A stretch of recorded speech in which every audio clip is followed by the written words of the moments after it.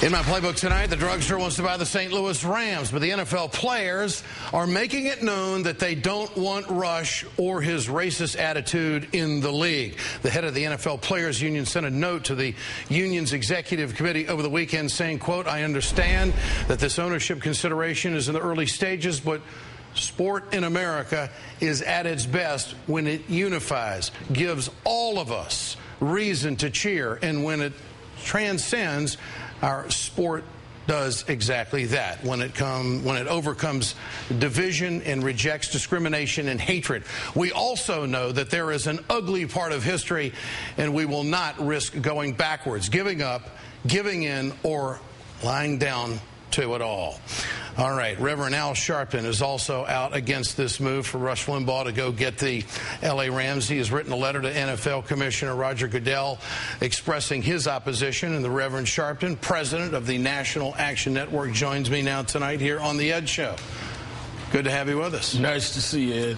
What's wrong with Rush Limbaugh owning an NFL team? Well, I think that the question is whether the NFL has standards. Rush Limbaugh has said, and I quote, that the NFL looks like the Crips against the Bloods without the weapons. He has attacked Donovan McNabb, one of the quarterbacks who brought his team to the Super Bowl, saying, well, he's really not that good. It's because he's black that they gave him a boost.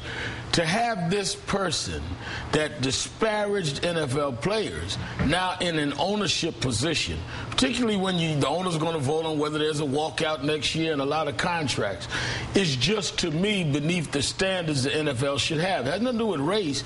It has something to do with he's disparaging the people that he wants now to make him wealthier.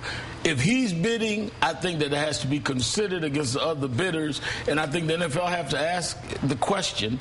When Mod Schott owned the team, Major League Baseball said, no, when you offended people, they took the team.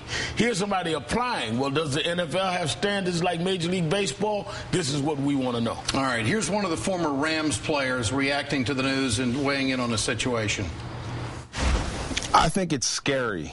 I really do. And I'm not sure you want to bring that brand of humor, because that's what I assume it is. I never listened, never met the guy. All I know is about what I read about Rush Limbaugh. But I do know what he talks about and the line that he tries to play. It's an easy line to play. It's a race line.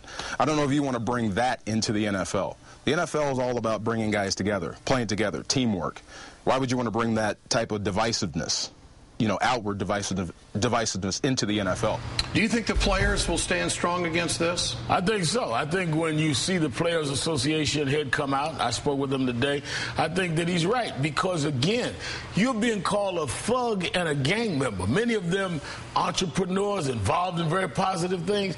And to think that this guy's going to be voting on industry-wide contracts and decisions, how do I think he's going to give me a fair shot, not only on his team, but if he's part of the 32 owners? Al, how adamant is the Players Union for this not to happen? I mean, they'd have to speak for themselves. I believe they'll be very adamant. I think that what they say means something, which is why community groups like mine, National Action Network, are going to support them. He can't have it both ways. Is it discrimination, though? I mean, he may not at all. He speaks his mind. It's a free country. Not he can at all. Have an opinion. No one is saying he shouldn't have his radio show. No one's fighting for his right to go on lecture circuit.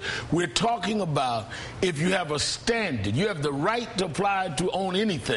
But if you're bidding against people, the league has the right to say, based on these things, we don't think you meet our standard, and someone else does. Do you think NFL owners would accept him into the fraternity? And that's exactly what it is. It's a fraternity. It is a fraternity. I would hope that they would say that some of his behavior would speak of castigating the people that earn our profits, which are the players. And that's not a race question. That's a question of respecting the guys that go in the field and generate the ticket sales. Is there a chance that he would be good for the NFL? He's on so many stations. He has more listeners than anybody else.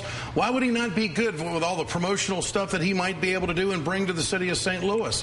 Are we then going to suggest that if he's the part owner of one team, he's going to be promoting other teams and competitors? I don't think so. I think that's the most naive thing in the world. Why would he be on the station? Well, he'd be talking about the league.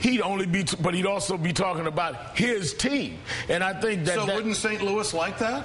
Well, I mean, maybe, maybe not. The problem with that is when it comes to hard decisions that affect not only the 2,000 players, but affect 100,000 workers in stadiums and all these businesses, do you want a guy like that sitting at the table that thinks people are gangsters and thinks people like McNabb are just getting a pass on the race? Do you think Rush Limbaugh's racist? It doesn't matter. I think that he sells racial kind of statements. Whether in his heart he means it or not is really immaterial. You cannot sell that in the daytime and then go to the conference table later and go against what you've sold as your personality. He has to be the same person. Are we going to say that Russ is going to say, now that's really just my stick and in here I'm somebody else? Of course not. He put himself out of business. Reverend Al Sharpton, always a pleasure. Thank you. Good to have you with us. Thanks so much.